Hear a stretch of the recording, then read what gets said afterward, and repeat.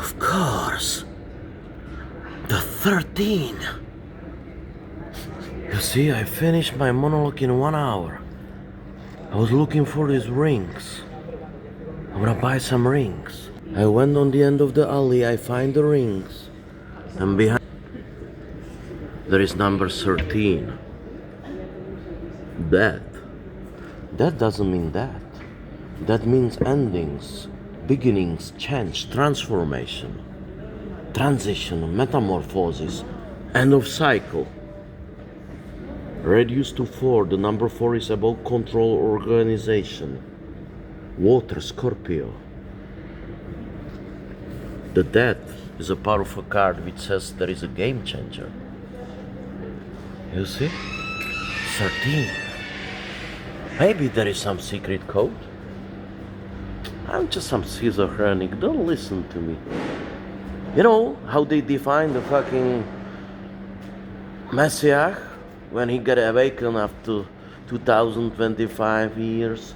Or any kind of Messiah in any kind of religious, beliefs, these comic books like Islam or even in Hinduism or whatever, Christianity. They say the Messiah will probably speak in the codes. And he will be quite unique, just like was a Jesus Christ.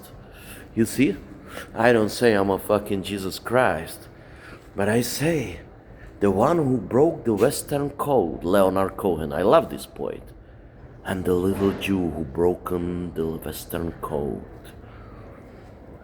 I'm the little Jew who got nailed on the fucking cross. The next Messiah will talk. He's describing all religious fucking organizations, groups, or kind of a fucking, in all religions, Messiah is described like a schizophrenic. Not like total schizophrenic, but somebody who is talking in codes, who is talking very unclearly, who is talking in some anecdotes, symbols. You see? Yeah. We don't know. We don't know. Maybe there are some fucking codes here in this earth. You see? There are some people like magicians. There are some people who are dealing with the fucking black occultism. These shits are real. You see, 200-300 years back, we have this fucking science, where we get this stupid paradigm. We are actually in the moment of the civilization. We are the most stupid moment since 15,000 years or 20,000 civilization. We are in the most stupid point. You see, before there was nothing like some kind of an exact scientific thinking. There was magical thinking, you see?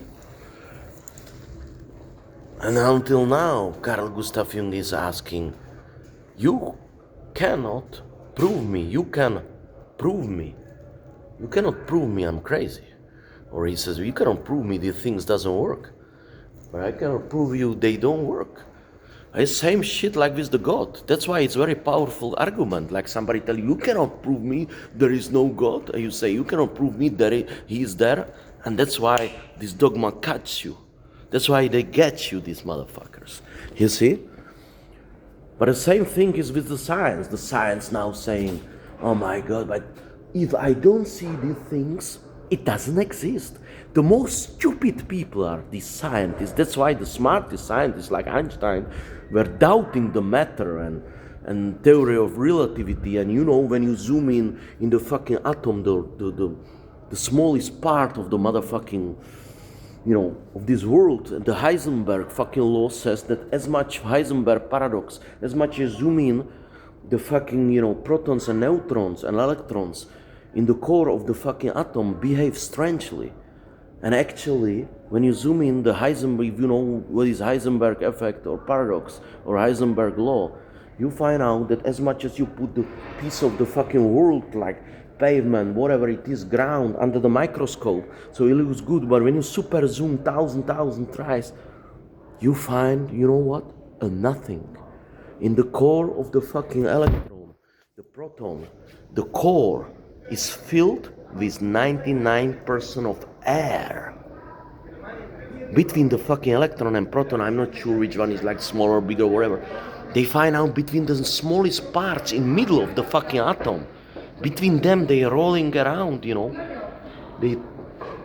There is nothing between them. There is free space. The smallest part, atom and its core. Inside, there is nothing. There is fucking proton, electron, fucking neutron, whatever you call that little shits flying. But between these three, there is nothing. So this world doesn't exist. Einstein says this matter doesn't exist. There's no exact proof this world is real. I give you just exact proof, even by science. I can fucking tell you.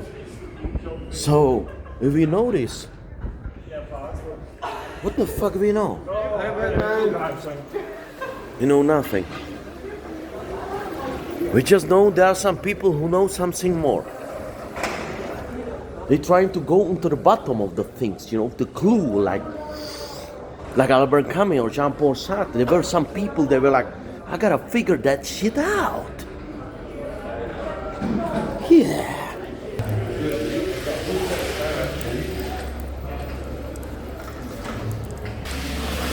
Who knows? Carl Gustav Jung says that there is some world, some mirror fucking world, which works where the time is not linear. The time is very chaotic in this world, in this shadow world, in this underground. Maybe time is floating in different way in some different worlds. Maybe these worlds are overlapping, and maybe some sensitive people who hospitalize like crazy are actually the one who knows. Or maybe they're just fucking schizophrenics and they got a chemical disbalance in the brain. By the way, you have to find out what is the difference between schizophrenia and between some kind of schizoid psychosis and between some fools who fucking acting like a fool, like a crazy ones, right? But what the fuck we know? Nothing. But we can enjoy this moment, or we can deep thinking. We can enjoy some philosophy here tonight. Because what else you can do? You're becoming fucking 44. What else is left on the life? Just to be a philosopher. Or to amuse yourself.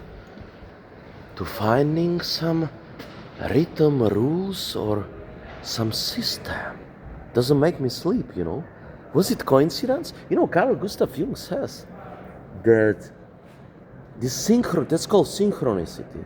These correlations which happening in the series are beyond of the improbabilities, you know, these acausal synchronicities, these acausal meaningful coincidences. It was a meaningful acausal synchronicity and coincidence. I went to the corner, I saw 13, I take a 13, there was transformation. And then I was talking the monologue, transformation monologue. And then there was this ring. I gotta search it out, what kind of stone it is. I come tomorrow. I am sure that it will be some ring which says like, the stone says this is for transforming or whatever it says, opal. Then I gotta check the fucking astrology, moon, all that shit. That's called synchronicity. First synchronicity which Jung experienced was when he was a young guy and he was studying on the first floor and the big fat motherfucking oak table split into two. It was bizarre. Then he ran down to tell it to his mother, look, the big fat fucking solid like a fucking rock and fucking dick of your fucking, you know, split into two. And his mother says, look, the knife which I was holding from the steel, it was there way back in Switzerland in 19th century, they make really good fucking knives. The big fat knife, solid, made of steel, split in two. In same moment, like the oak table of the Carl Gustav Jung split in two. That's called synchronicity. That's called synchronicity. Synchronicity is something, it's not a metaphor, but it's some other thing which expresses the thing which happening to you in different way. And this synchronicity is coming in the series. And the chances that these things happening are 1 to 10,000. Yeah.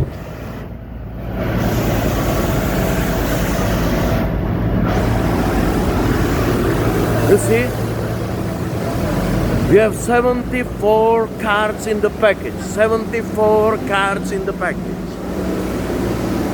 74 cards in the package. Oh, 77, sorry. And I pull 1, 13. Transformation.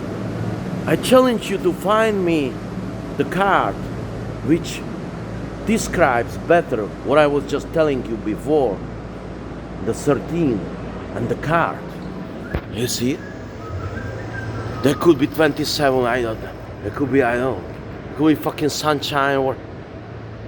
Strange, don't you think so? Or mathematically it's possible. Look, I study fucking markets.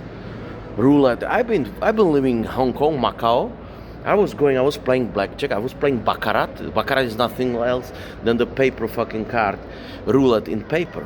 I look at the Israel zero. I never play fucking roulette because there is 2.5, 3% house edge of casino. Only games you remember you can win in casino. Temporarily, you got a house edge. When you follow the strategy and counting the cards in the package, you gotta be fast. It's blackjack or baccarat. I watch Chinese superstitious people playing baccarat. I saw, for example, Thai. It hit 7 times. It's like, or I saw in roulette 7 times go 0 in line. Or I saw people, the number was repeating 33 red, and the guy put it. Then he put again. He doubled it. It's one of the maximum and most risky bet to bet on single numbers, not odds or evens, or small or big or black or colors. I saw the guy bet 7 times 33 red, and he won. And yet, he didn't know nothing. It was just a mathematical odds, which were, for example, 1 to 10,000, 1 to 600. It was maybe 0.2% chance that there will be 7 times in line 0. That's a theory of probability. Parrot, the motherfucker Italian guy, is 80% something's happening. Yeah. So, mathematically it's okay. Time to time, out of the blue, you just walking, there is 13. Mathematically it's totally doable. Mathematically can happen. I travel around the world. I'm walking in the Panama. I bump into my friend from childhood who was there in Panama City after 30 years, walking same street, we from same town, according to, from the corner. I mean, like, it's just happening. Even though in my life, a lot of this was just like a fucking, was like a Sunday school activity compared to things which were happening to me, and which these things happening to me. And Carl Gustav Jung says, while this shit's happening to you, you pay attention to them, you write them in the note, and then the other synchronicities comes, and these little signs on the path of the life, showing you some other world, which is overlapping with this world where we live. That's the theory. That's the book of Tao. They were the smartest people, in the fucking China. In China, they believe the material world has equivalent in immaterial. And Jung comes with this great fucking philosophy that we have some shadow personality. Yeah? And you see, everything works in this kind of a crazy dualism. Every coin has 2 sides. You cynical person? Cynical people, when you reverse the coins, are usually sentimental or sensitive people. Good is bad. Cynicism is sensitivity. Anger is anxiety. Shadow is a light. You see? And while you are in the process of integrating these shadow things, like that's why you become depressed. You know when you become depressed?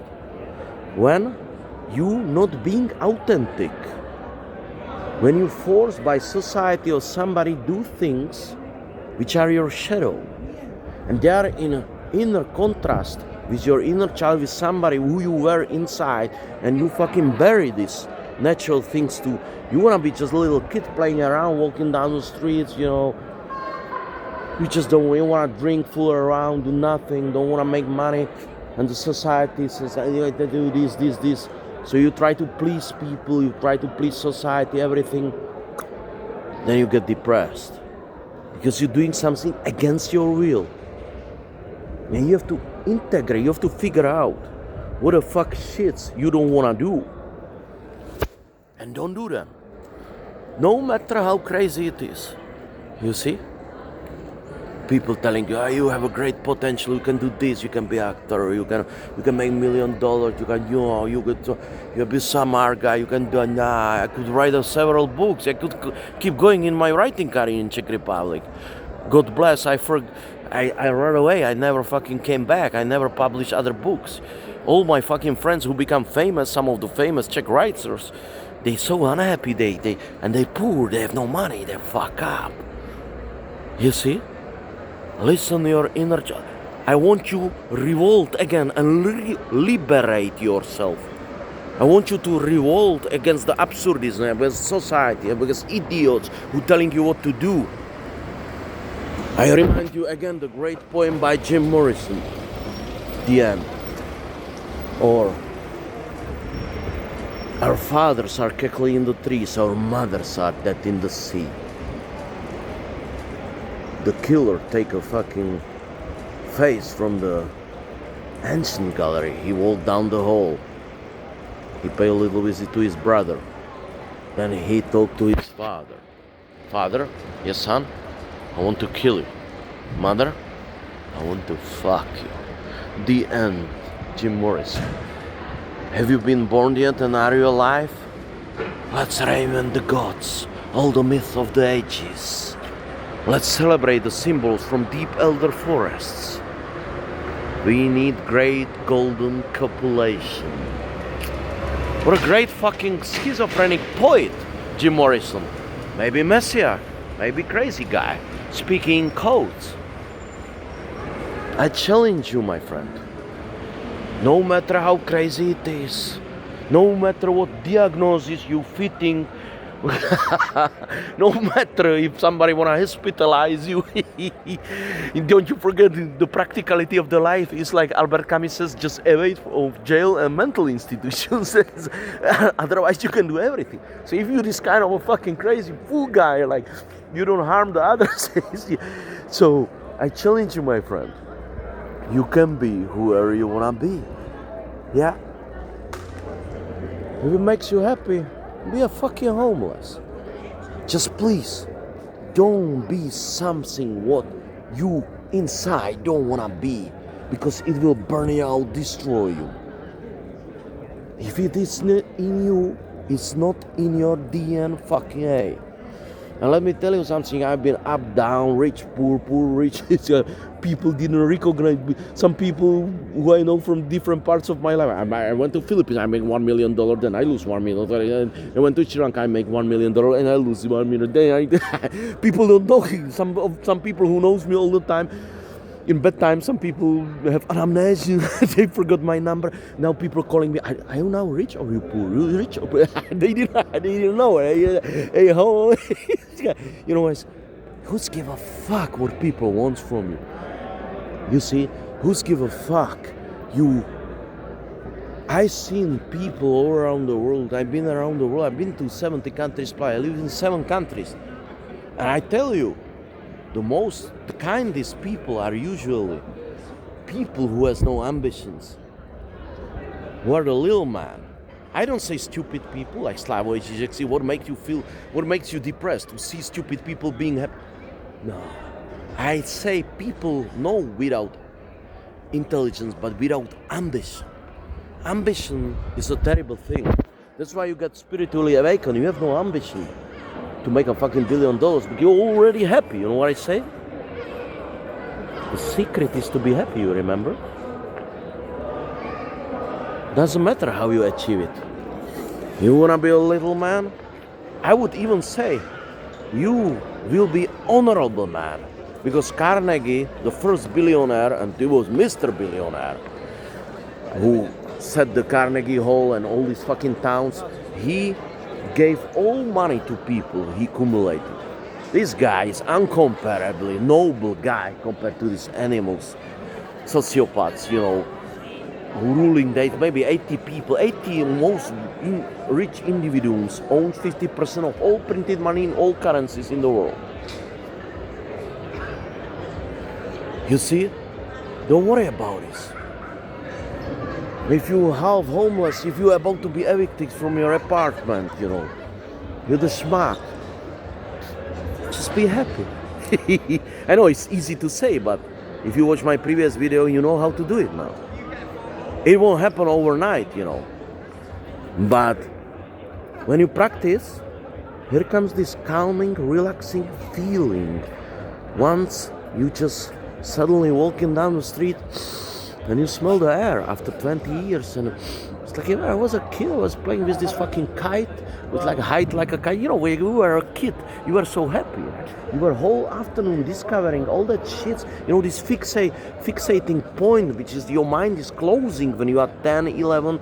It's like you are on LSD when you're a kid, you know. That's why they say the real artists gotta look at the things like a kid, you know. Again, being an artist means look at the things again and forget the world and people and reinvent and look at this like a child, like a naive.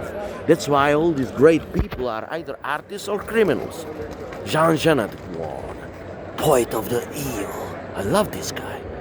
Jean Genet saying that the criminals are kind of an infantile, childish people, but yet they are very fair.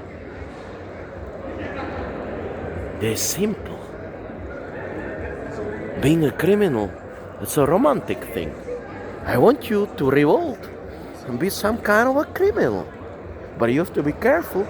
You can go to jail or be some kind of a normal crazy guy, but be careful. They can put you in mental institution. Avoid the practical problems, Camus says, but otherwise, you said to be who the fuck you wanna be. You can start right now. You can start right now. You can join me to my club of revolting, romantic, rebellious, smiling, Renaissance motherfuckers roaming around the world. Yeah. You can join the fucking Order of Happiness. Little bitch. He's nailed on the cross very soon. But I like the Christmas, you know. I'm a pagan. I am actually celebrating the end of the longest days and coming of the light. So I'm like this guy who built a Stonehenge. But you know, like aesthetically, I like it. Not bad. Yeah. You know who is a Lucifer?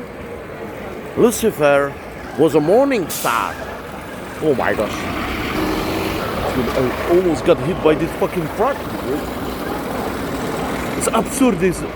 It represents absurdism, this fucking truck. Right? Yeah.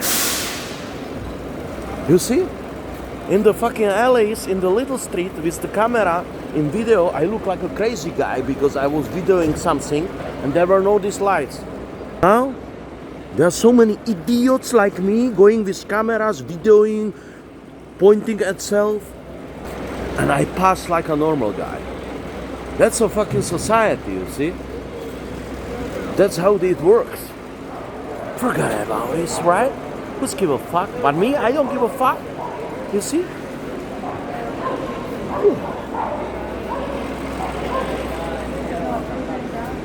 Who is this guy? He's fucking with us or he's really insane?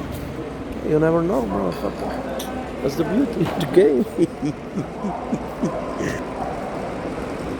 Oh yeah.